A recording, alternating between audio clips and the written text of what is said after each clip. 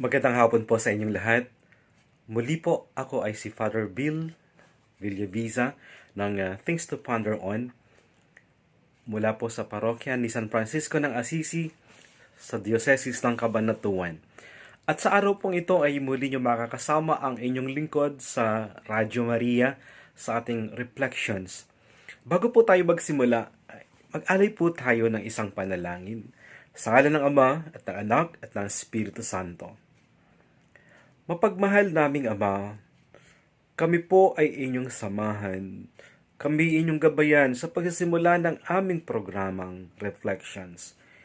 Ibuhos mo sa amin ang iyong inspirasyon, ang iyong kaalaman sa pamamagitan ng Espiritu Santo. Nawa ang mga sandaling ito ng pagninilay ay lalo pa at higit na magpalalim at magpaigting ng aming pananampalataya sa iyo, upang maisabuhay ito at maipahayag sa pamamagitan ng Jesucristo kasama ng Espiritu Santo magpa sa walang hanggan. Amen. Ang topic po na ibinigay sa akin para pagnilayan sa araw na ito ay ang ebanghelyo na hinango mula sa ebanghelyo ni San Lucas, chapter 1, verses 46 to 56. At kaugnay nito ang 1 Samuel chapter 2 verses 1 to 10. Ang katanungan, what does this tell us about Mary? What does her song tell us about her knowledge of God? At makikita po natin dito yung mga attributes ng Diyos ayon sa inawit ng ating mahal na ina sa kanyang Magnificat. And Mary said, my soul magnifies the Lord, and my spirit rejoices in God my Savior. Surely from now on, all generations will call me blessed, for the Almighty has done great things for me, and holy is His name. His mercy is for those who fear Him from generation to generation. He has shown the strength of His arm, and He has scattered the proud in thoughts of their hearts. He has brought down the powerful from their thrones and lifted up the lowly. He has filled the hungry with good things and sent the rich away empty. He has helped His servant Israel in remembrance of His mercy, according to the promise He made to our ancestors, to Abraham and to his descendants forever. And Mary remained with Elizabeth about 3 months and returned to her home. Sabihin nga po natin, Magnificat. Ang Magnificat po ay awit ng pagpupuri ni Mama Mary sa Diyos. Ave Maria Purissima. Pagpupuri ng Diyos sa kanyang kadakilaan. At habang papalapit po ang sandali ng kapanganakan ng ating Panginoon Jesucristo, habang hinihintay ni Mama Mary yung kanyang panganganak, ito po yung kanyang naging damdamin, no? Ipinahayag niya yung kanyang damdamin. At nawa po, pagnilayan din natin at magawa nating sumabay sa kanyang panalangin at ano yung biyaya na dapat nating hilingin. Hilingin natin yung biyaya na tayo makibahagi sa nakita niyang himala sa kanyang buhay. Ang Magnificat ay isang awit. Saan ba nanggaling yung salitang Magnificat? From the Latin verb magnificare. Ulitin nga po natin, magnificare, which simply means to magnify, pagdakila, pagpupuri sa isang literal nating pag-unawa, no? At sa pamamagitan ng awit na ito, namnamin po natin at lasapin na sa pamamagitan nito, umaalingaw po yung awit ni Hana sa Lumang Tipan. Ang pananabik ay ipinahayag sa Lumang Tipan. At ang bagong tipan ang siyang katuparan nito. At sa buong kasaysayan po, mga kapatid, ng kasaysayan ng ating kaligtasan,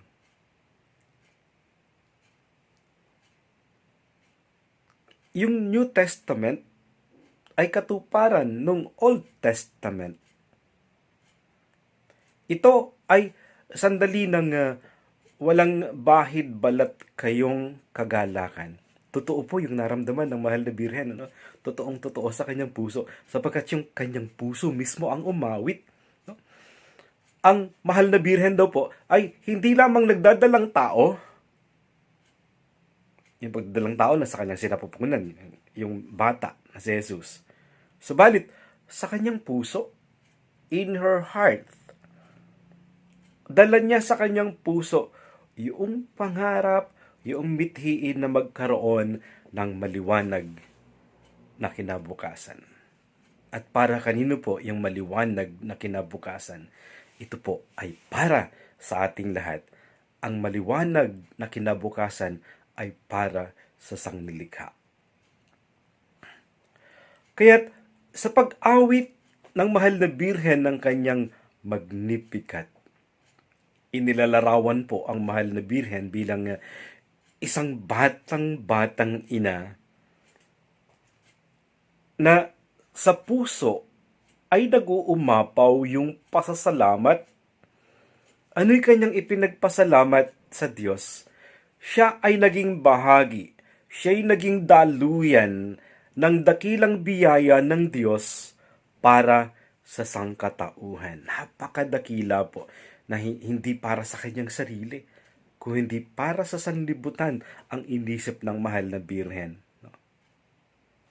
Daluyan. Dumaloy sa kanya yung biyaya. Dumaloy sa kanya yung pagpapala. Bagamat sinabi nung anghel, sa kanya siya yung pinagpalang babae. At dahil siya pinagpala, hindi na natili sa kanya yung pagpapala, bagkus yung pagpapala ay para sa ating lahat. Ave Maria Purissima. Kung titingnan daw po natin yung ating sariling buhay, maaari din tayong sumulat ng ating sariling Magnificat. Sa ating panalangin ay maipapakilala natin o makikilala natin at mapagtatanto yung dahilan kung bakit tayo nananalangin at nagpupuri sa Diyos. Maliwanag po sa ating karanasan.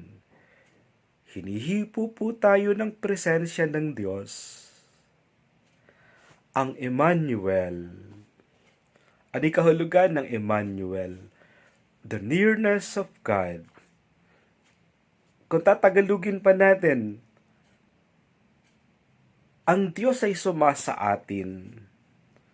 God is with us. And if God is with us, we are truly blessed. Tayo ay pinagpala.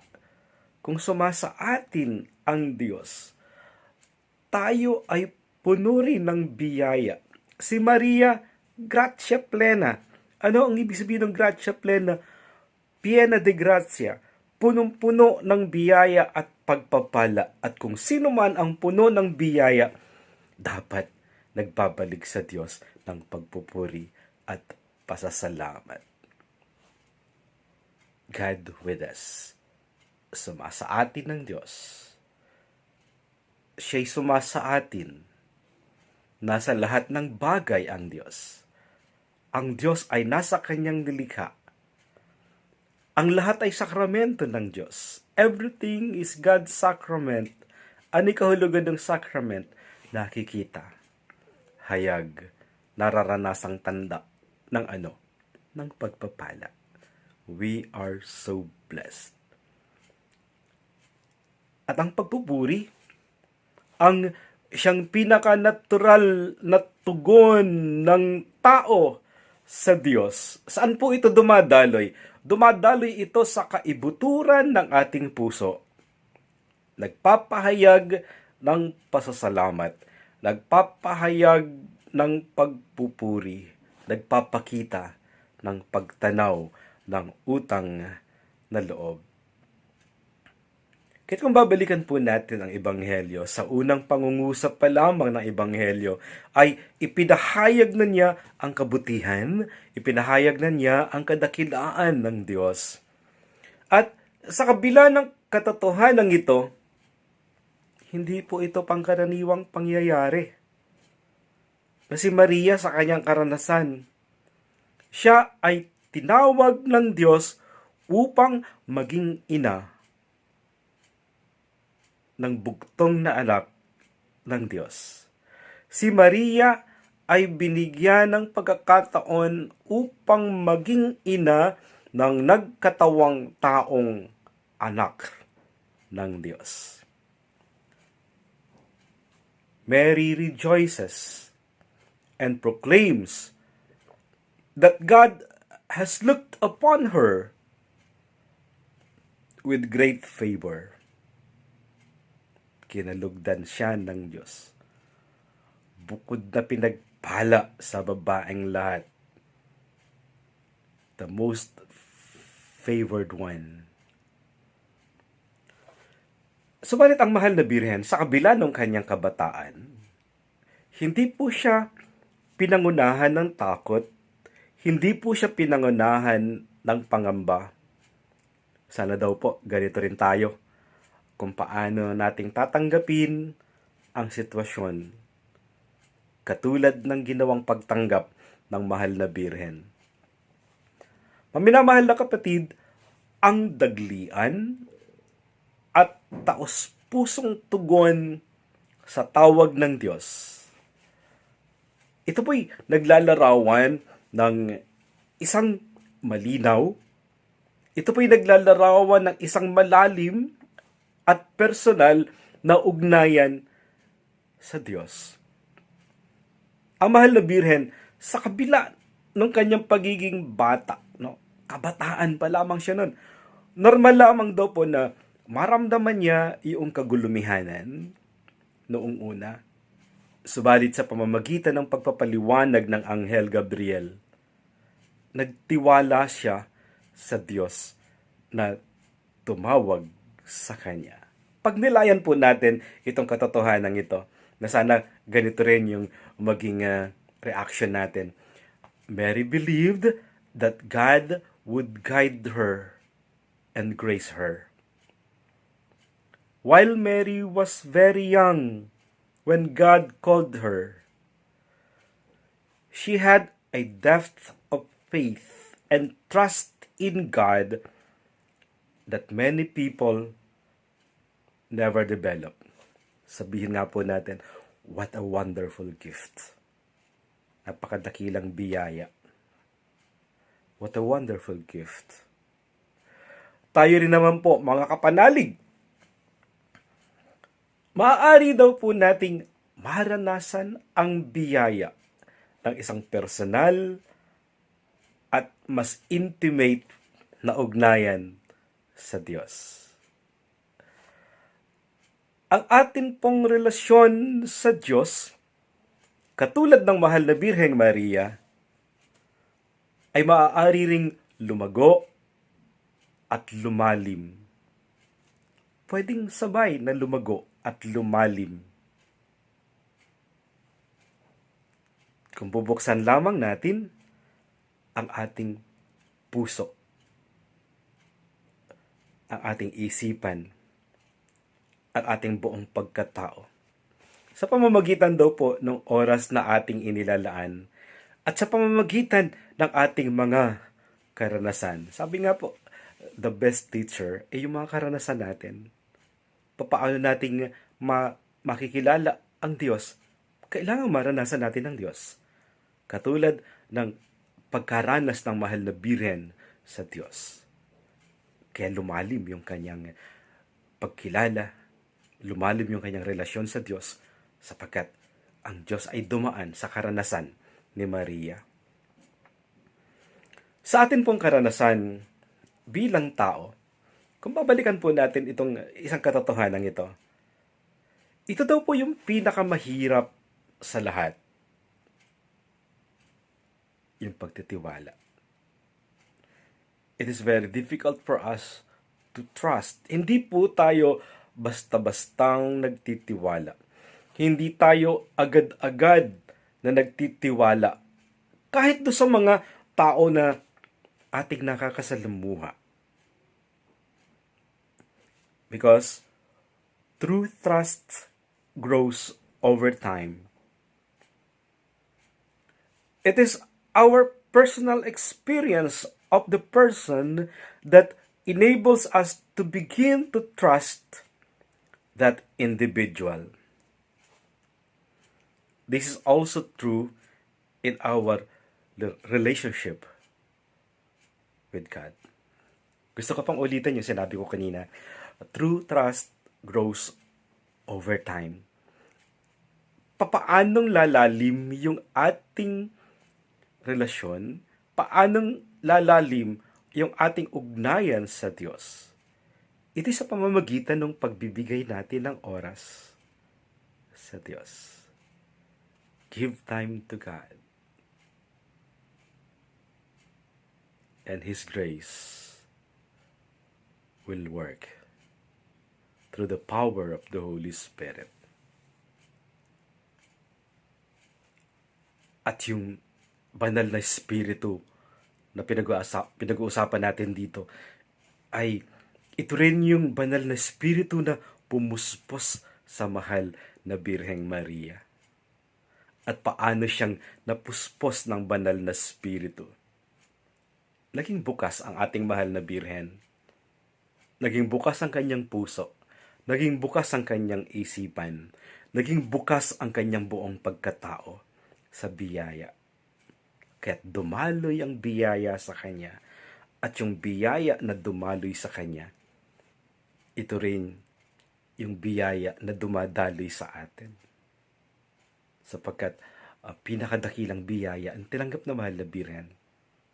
Tinanggap niya sa kanyang puso ang salita ng Diyos. At dinala sa kanyang sinapupunan ang Diyos na nagkatawang tao. At ang pinakadakilang biyayang ito ang siyang dahilan ng kanyang pagpupuri sa Diyos. Kaya nasambit niya, Magnificat anima mea Domino. Kaya kung babalikan daw po natin yung ating sariling karanasan, sa atin pong karanasan mga kapatid, sa karanasan po natin bilang tao, talagang mahirap magtiwala. Subalit kung ito'y gagamitin natin sa pakikipag-ugnayan sa Diyos, katulad ni Mama Mary, buksan din natin ang ating puso at isipan upang pumasok ang biyaya. Sa mga sandali pong ito ay maaari nating tanungin ang ating mga sarili. Ano po ba yung mga magagandang pangyayari sa aking buhay? Pinagwawalang bahala ko lamang ba ang mga ito? Pinasasalamatan ko ba ang Diyos sa mga pagpapalang tinatanggap ko? Sa bawat araw? Pinasasalamatan ko ba ang Diyos sa mga pagpapalang tinanggap ko sa araw na ito? Kapag ako'y nasasaktan, nalilito, nahihirapan, nagpupuri pa rin ba ako sa Diyos? Nagpapasalamat pa rin ba ako sa Diyos? O nagtatampo ako sa Diyos? May mga araw po na nagpapasalamat tayo sa Diyos sa pamamagitan ng pagbibigay niya ng lakas sa atin upang magbigay, magpatuloy upang mabuhay. Tumatanaw tayo ng utang na loob sa mga hindi mabilang na mga pagpapala sa atin. Pero may mga pagkakataon din po, nakakalungkot mang sabihin, may mga pagkakataon sa buhay natin, nakakalimot po tayo upang magpasalamat. Today, together with the Blessed Virgin Mary, let us thank the Lord. Today, let us ask the Blessed Mother to give us a share of her faith and trust in God, and of her love for God. And let us be assured that Mary will walk with us and show us the way. The way going to Jesus. In Latin, we express Ad Jesum per Mariam. We can go to Jesus through Mary. As we end this reflection, sa pagwawakas ng ating pagninilay na ito, itaas po natin ating mga panalangin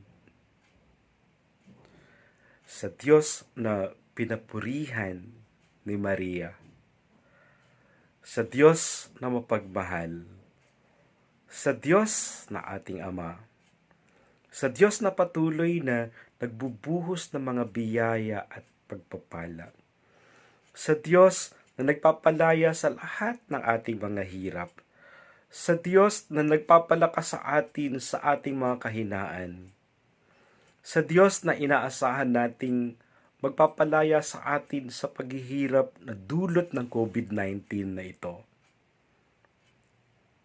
Kaya nga po, madalas nating ipinapahayag, may awa ang Diyos. God is so merciful. God is so compassionate. Mag-alay po tayo ng ilang sandali ng katahimikan at tayo'y manalangin.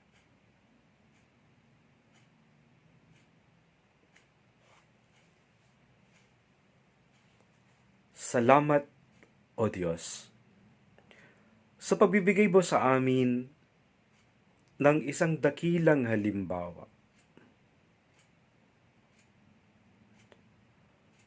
Ang mahal na Birheng Maria na iyong hinirang upang maging ina ng iyong nagkatawang taong anak. Ang mahal na Birheng Maria na napuspos ng pagpapala. Ang mahal na Birheng Maria na nilukuban ng banal na Espiritu.